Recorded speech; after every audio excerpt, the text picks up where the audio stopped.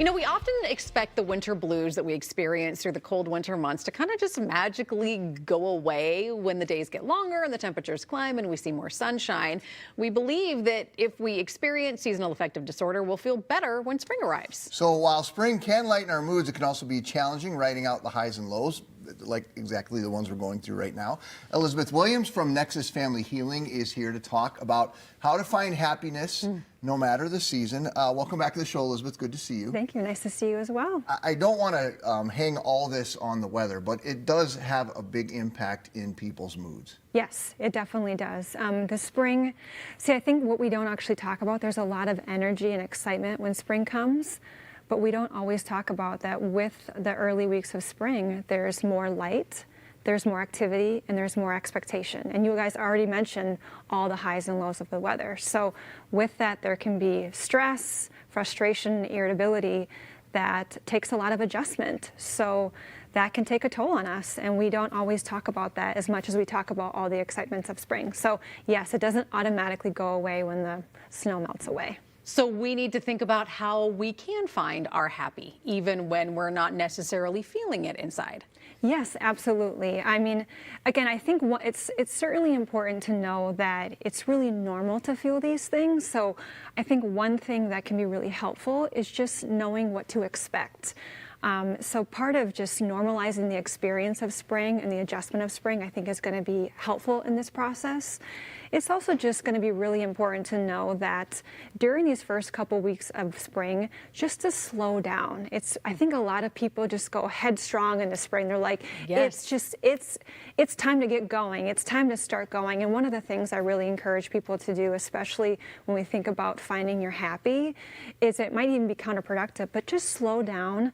Try to set some realistic expectations about what you want for spring and summer. Prioritize the things that you want to do. Try to choose quality over quantity.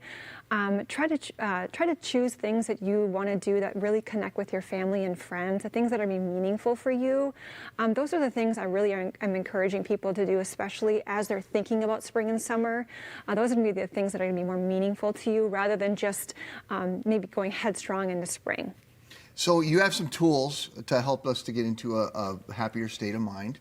You want to run through some of those for us, your suggestions? Yes, well, I mean, I just said a couple of things, but the Okay. first thing, again, the first thing I would say is really just slow down, like I just said, and slow down, prioritize some things. One of the things we can really enjoy, I mean, spring does bring about good weather and warmth, so try to get outside. Yeah. When we get outside, the sun does allow for increased serotonin, increased vitamin D, which does allow for self-regulation and mood regulation. Get outside and go for a walk, spend some time with your family. These are all things that are going to increase your mood, increase connection. The spring allows for higher social connection. These are all things that we didn't get to experience when we were in the doldrums of winter. Yeah. So maybe if you're sitting at home and you're feeling bummed out and you can't figure out why, go for that walk, because it does do things chemically for your body to increase the feel-good in your brain. Yes, and walking is actually also very rhythmic. So especially if you're dealing with potentially some depression or feelings of low, walking can also be very rhythmic, as well as getting out in the sun and being with people. Those are all things a walk or physical activity can do for you. You mentioned acting your way into feeling. What does that mean? Acting your way into feeling is a phrase that I use because sometimes it can be really tempting to over-rely on our feelings to move us into a space of doing something. And it's not seasonally dependent. So what it means is really putting your first foot in front of the other to get into a space and place of doing something that might be helpful for you.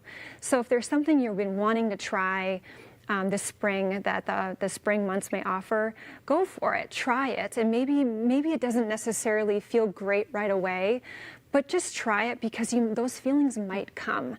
They might come after the first time trying or the second time trying it, but don't necessarily think that it's bad or not fun because it doesn't necessarily feel great right away.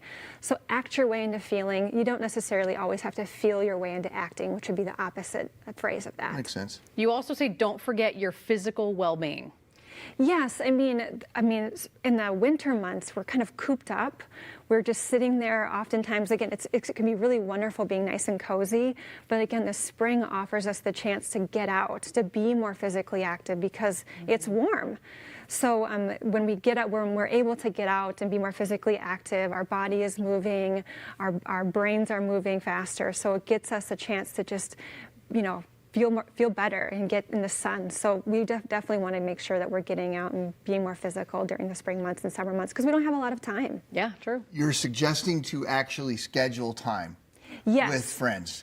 This is a Yes. classic Minnesota move. Like, oh yeah, we'll get together. And then you never get together. But you're saying follow through. Well, absolutely. And this kind of actually even goes into finding you're happy. Things have to be intentional. Things don't just fall at our feet sometimes. So it's really actually classic Minnesota to say, I'll see you next week or I'll see you next Tuesday. So make sure when you say see you next Tuesday, call them up and plan that next Tuesday. So make it an intentional practice to connect with the people that you care about, to connect with the friends that you want to see. Because, the summer months are short, the warm months are short. And again, we don't want to necessarily overpressure ourselves, but we also want to make sure we make an intentional practice to connect with the people that fill our cups.